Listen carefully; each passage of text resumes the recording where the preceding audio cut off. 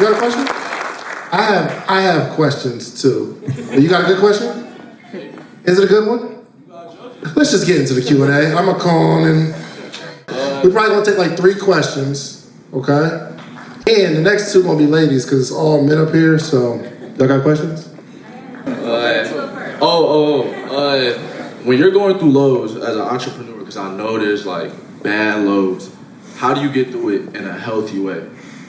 I mean, even when I'm going through lows, people don't know it, right? Like now I got so much weight on my shoulders to the days where I'm like, man, what did I get myself into? But I think, like that regimen, it helps me. Like I wake up early in the morning, like early, 5 a.m. I woke up at 5 a.m. this morning, went to the gym, got it out, and came home, showered, chilled with the family, got to work. And like that's like how I really cope with like just everything, just going to the gym. That's like my stress relief. Excuse me. So like, it's just one of those things, man. You gotta pray, you gotta, stay consistent, you gotta grind. It's never gonna be easy. Nothing worth having comes easy. So, you gotta understand that there's gonna be some things that hinder you. There's going to be some demons that try to get in your way, but you got to really just stay focused and stay prayed up. So you got to find your own regimen, like your daily habits that you're going to practice, that you won't let nothing take you out of. And that's kind of what I do, man. For the past 6 months, man, I've been waking up every morning, 5 or 6 o'clock, working out.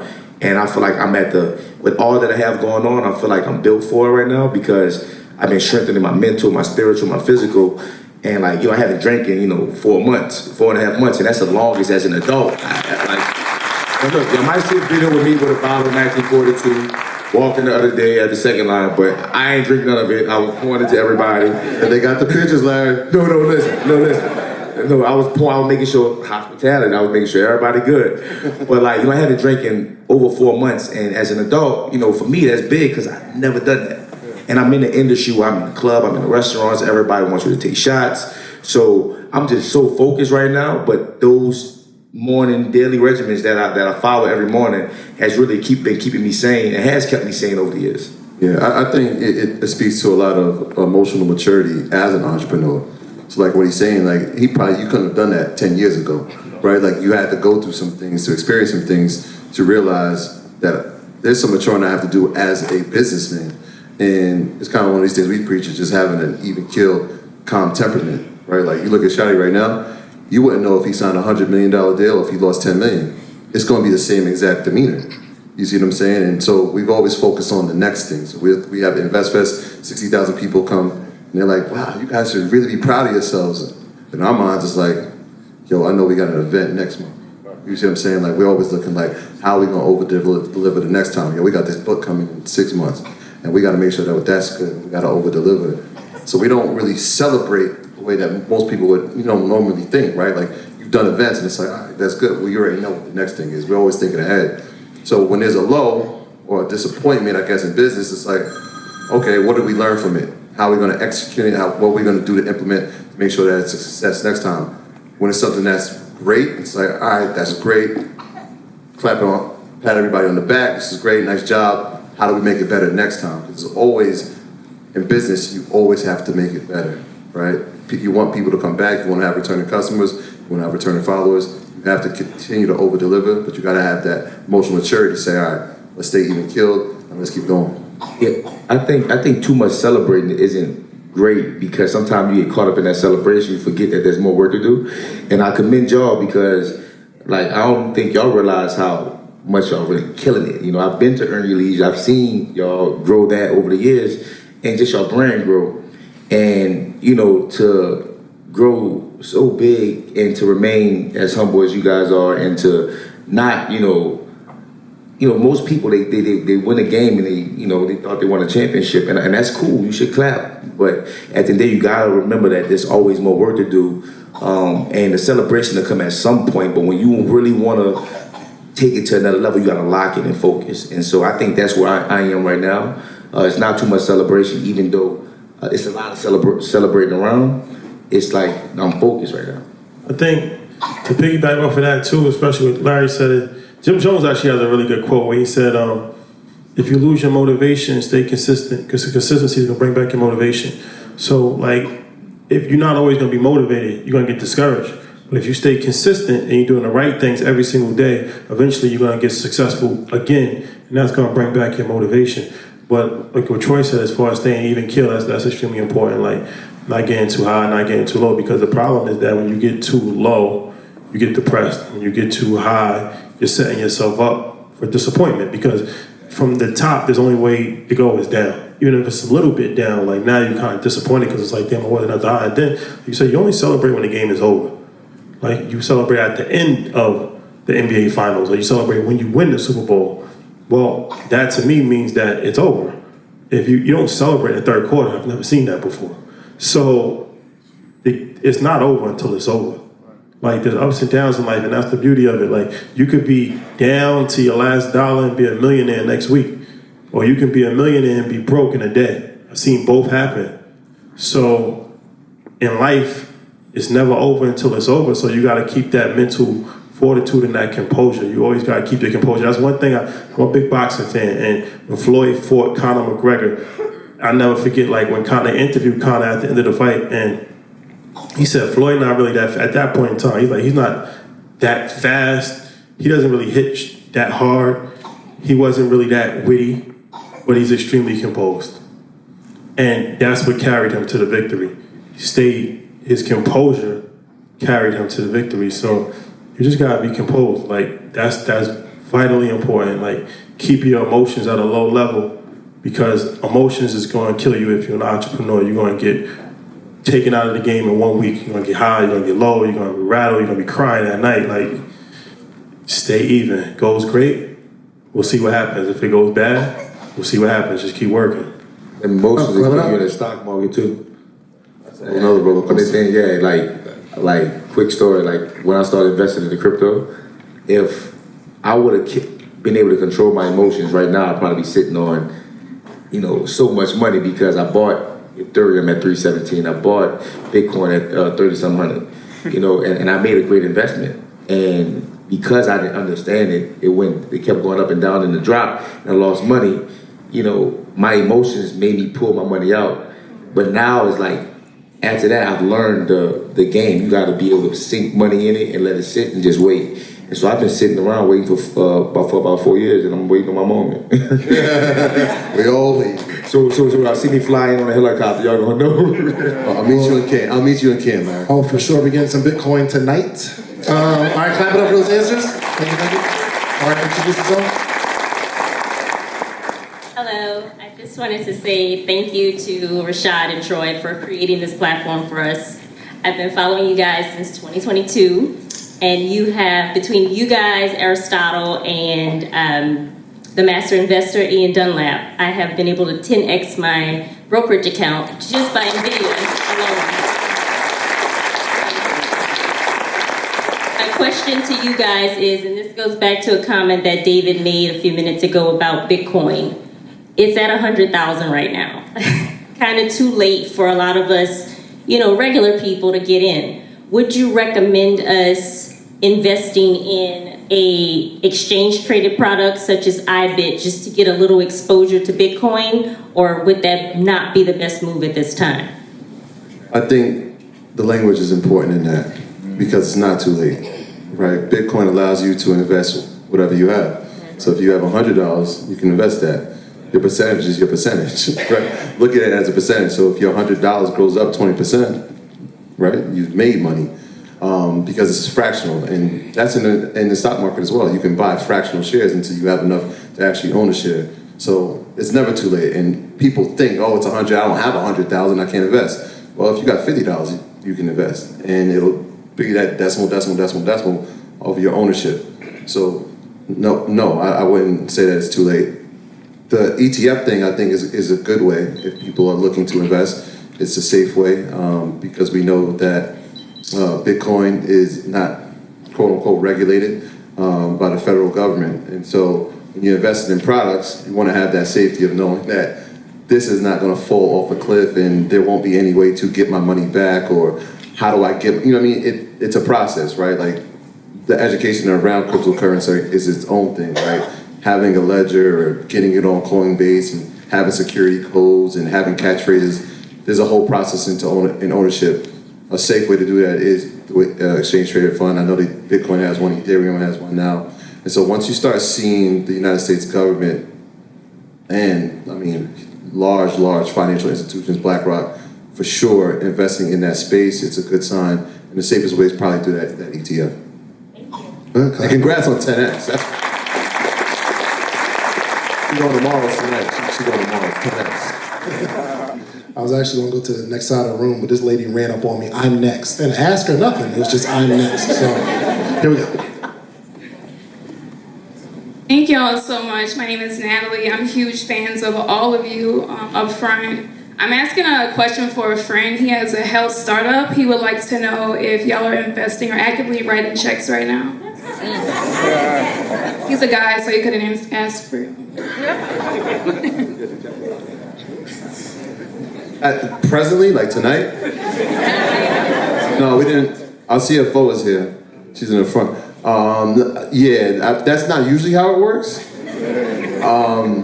But congratulations on that. And that happens a lot. A lot of people have great ideas, and I always tell them that's great to have an idea. And yes, us being up on stage is important, but there are people in this room that could be as valuable, if not even more valuable to you. Because after we leave here tonight, we'll be back in Houston or in New York. But the people who are in this auditorium right now live in this community. You're probably gonna see them at the supermarket. You might see them at Morrow's. And you guys can have meetings on how to build, right? You might not need this check. If 10 of y'all are here do it tonight, y'all got a business together, and that's something that we always try to encourage. When Larry calls, we come. When we call Larry, he's coming, because we need to show each other how to work together. So yeah, it's good to look at us and say, oh, these guys must have wealth, they can help. But like, look to your neighbor, because they can help. Yeah, for sure. 3 things I'll say about that. The first one is some game that we got that was pretty insightful for somebody that raised hundreds of millions of dollars from very wealthy people. This is some free game for you guys if you can do what you want with it. If you want money, ask for advice. If you want advice, ask for money. Meaning, when you go to a rich person, right, and you say like, I got this idea, and if they hear you out, 9 times out of 10 they're gonna give you advice. Now, if you go to a rich person and you say, look, you go to the rich person and you say, I need money, they're gonna give you advice. You go to the rich person and you say, I don't really want any money, I just want you to just hear me out, right? Like, what am I doing wrong? You have expertise. Larry, you have an expertise in the hospitality industry, and you've established yourself as one of the top entrepreneurs in New Orleans, and I want to start a food truck. Like, this is what I'm doing, right? But my presentation, I've over-exceeded. He's going to be like, damn, I need to get in on this. Psychologically, right? Because I'm going to ask you, what you chase runs away from you, right? So when you chase money, it's going to run faster away from you. Never chase the money. So I'm coming to you with the idea, I'm laying it out, it's beautiful presentation, the deck, everything is official. You're going to say, yeah, I want to get into this. Can I get involved? I might be able to get you involved. I gotta talk to my other people, like, let's circle back in 2 weeks and let's see if you can actually find a way on the cap table. As opposed to me saying, Larry, I need $100,000 to start a business. It's not appealing to you because you already know that I'm in a desperate situation, and psychologically, it puts you in a disadvantage. That's the first thing I'll say about that. The second thing is that even asking for money, you always got to start with the MVP. Something that you can actually do right now, minimum valuable product. So it's like, from a food perspective, instead of starting a restaurant, start a ghost kitchen, or start a food truck, or start a catering business, right? Because then you work your way up the ranks to the point where you go through every part of the process to a point where you might not actually need that money, or when you do get the money, you'll be better off, as opposed to starting at a position right away where you need money. That's gonna be detrimental to your business, even if you do get the money, because you skipped so many steps. So I tell entrepreneurs all the time, getting money is the last part of the process, not the first part. And the third thing is that if you really have went through the process and you have done all of that, then hey, try it. right? Try to network and if you have some opportunity, but how you go about asking for money is going to determine if you're going to get the money. That's something that you should really, really think, because it could lead to discouragement if you have asked like 37 people for money and nobody's giving you money. You're going to think that this isn't for me, or I'm not going to get, like, you know what I mean? But sometimes the way you're doing it is just not the correct way. And I think, like a lot of people want to get investments but don't know how or what they're going to do with it. All they know is they want to grow their company. So when you go into somebody, you want to get some money, but you may end up burning a bridge because you don't really know how you're going to scale this company. All you know is that you want to start a company and you want to open it up. But if that fails, you're burning a bridge. And not saying that, you can't have the right idea and it just don't work, but you don't want to lead with money. And I think, it is more appealing when, you can see a company passionate and growing. It makes you want to invest. Them dressing it up, or starting off on a food truck and, plating it and making it look good. It'll make somebody like myself say, you know what, man, let's open up a spot, because at this point, I'm not trying to continue just to create these concepts. Like, I want to invest, partner and do things like that to, scale up it, or maybe buy a restaurant in order to not have to start all over, So I think that's been a great strategy, because I get a lot of people that want to invest, and I haven't taken on any investments. And the fact that I haven't, it makes, even when I have the conversations and I don't, accept any offers, it makes them, want to continue to ask me. So it's a good position to be in when you sometimes just don't lead with that and you put that on the back end. Because I know now if I want to take on some investments, I could probably, if I start raising funds, I could probably, raise, tens of millions, just by really not just keeping it exclusive, Okay, real quick. Good evening. Shout out to Natalie, because you miss every shot you don't take. But my question is, how do you determine what information that you have that you want to give away, as opposed to what information you want to charge for? Yeah, it's public school, private school. I went to public school and I went to private school, so I realized the difference. Our public school is free for everybody. YouTube, Spotify, Apple, Instagram, millions of information, hours of information. But in any public school setting, there's going to be 30 kids in the class, 35 kids. You can't have a hands-on learning experience, but you can still be successful. Everybody doesn't need to go to private school to be successful. So if you want free information, we give you free information. It's relatively the same information, but if you want a hands-on learning experience, well, that's something that we can curate. Well, that's in EYL University. That's in an app that we've developed, right? Where you might have Troy teaching options, but he's teaching it to 20 people or 200 people or whatever, but they get to ask him questions. And it's a community.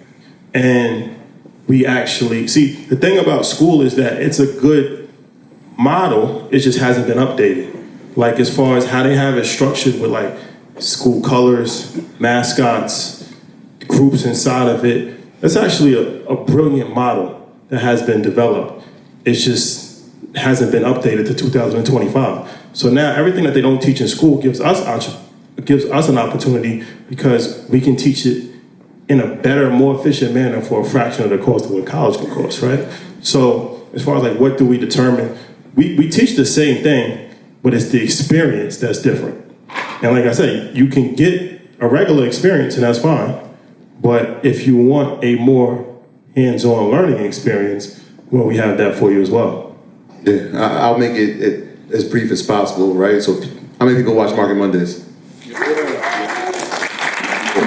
Hold on, that's it? That's it. How many people watch Market Mondays? I'll do it on Mondays. Yeah, Market Mondays is the simplest way to put it is a what to, right? Earn Your Leisure University is a how to, right? So like you might hear me talk about those stocks, you might hear me talk about an ETF, you might hear us talk about, these are the whats, right? I'm giving you the information, like you should keep your eye on this. This is why you should keep your eye on this. Inside of EYL, here's why we're watching it. Here's what we're watching for, and here's when we're actually going to execute when it gets to a point where I think we should invest. So yes, that public information is key. The private one is like, all right, now this is going to change your wealth strategy. This is going to change your wealth plan. This is how you 10x your money. Shout out to her again. All right, I got one more. Okay. Hi, you guys. Hey. My name is Valentine.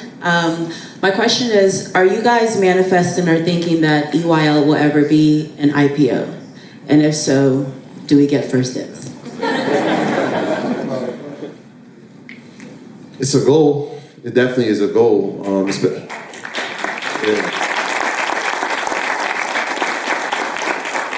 Yeah, I think we got the 3 letters that make sense, right? EYL. Yeah, it's definitely a goal. And it's discouraging when we look at the amount of black-owned companies that are publicly traded. But again, it leaves an opportunity for us to say, all right, well, we have an opportunity to change that. And I think we have the brand that can do that. And it's interesting, if you look at all the companies out of the 5,000, you've never watched one that was in its infancy stages when it began, right? Like we saw Meta after we had already been using Facebook, go public, right? Earn Your Leisure, you watch in my dining room, right? To us creating Earn Your Leisure University, to us creating our merch brand, to us creating InvestFest, to us now having what's going to be a New York Times bestselling book. You watch all these things, and you've watched us build different assets. You literally watched a company be built to eventually become a publicly traded company where now all the people who supported it can now own a piece of it.